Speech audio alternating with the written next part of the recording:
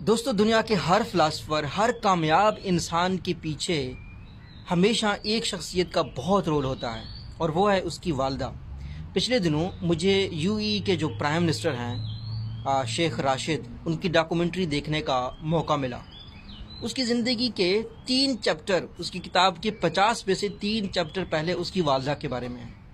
वो कहते हैं उसने शिकार भी अपनी वालदा से सीखा, ख्याल रखना भी अपनी वालदा से सीखा, घोड़ों से मोहब्बत भी अपनी वालदा से सीखा, हिरन से मोहब्बत भी उसने अपनी वालदा से सीखा। वो कहता है कि जितना भी उसने यूई को डेवलप किया है, जो इस वक्त जो यूई का मेयार है हर चीज़ में, इसकी कहीं ना कहीं फाउंडेशन उसकी वालदा के केयर से है, वालदा के ख्याल से है।